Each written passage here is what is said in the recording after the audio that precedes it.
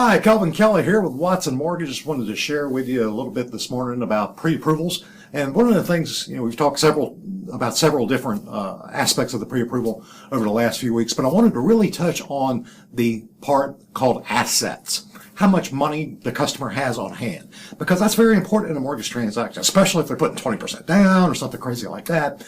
Then we have to source those assets and make sure that they're from a legitimate legal source in order to be able to use them in the transaction.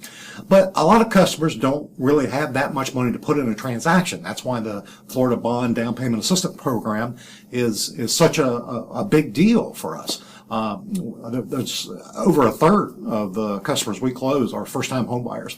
So let's just talk about assets really quick. If we talk about a VA transaction, if we talk about a USDA transaction or a Florida bond transaction, the borrower doesn't really have to have any money to make those transactions or to get them approved, but they do have to have some money to make the transaction work. Now, for instance, what seller do you know is going to accept a contract for an offer to purchase their home if there's no binder involved? That's right. See, a seller wants a binder. They want a good faith pledge that the borrower is going to complete the transaction.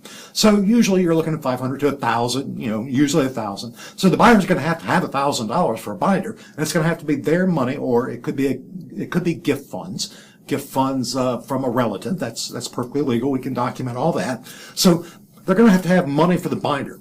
They're going to have money for the appraisal. They're going to have money for a home inspection if they want one. So there's a few things the buyer's going to have money for in order to be able to make the transaction work, even if the down payment assistance covers the down payment and the closing costs and the prepays. The buyer's still going to have some money to make the transaction work. Now, where that money comes from determines whether it's a legal source. A source that can be used in the mortgage pre-approval or the mortgage approval process. And it's like this. If it is cash from underneath the mattress, or if they dug up some mason jars in the backyard and there was cash in there, or they sold some stuff at a yard sale, none of those are legal sources. None of those. Now, if they had $1,000 in the bank, that's great. That, we can use that. If they got a payroll deposit, we can use that. That's fine. And like I said, a gift from a family member, that's fine as well, as long as we can document it. But assets, the verification of assets, is one of the most difficult things that we do during the loan process anymore, because it's no longer just a guideline. It's no longer just a requirement for a specific loan program. But since the anti-money laundering laws went into effect almost 2 years ago now, it's a federal requirement. We have to source the funds and know that they're legitimate actions or legitimate sources.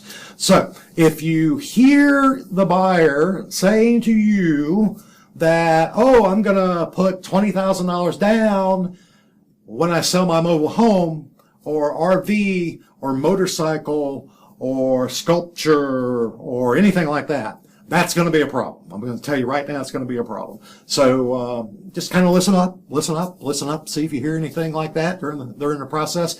And I will be digging in during the pre-approval process to make sure that those funds are liquid, that they're in the account.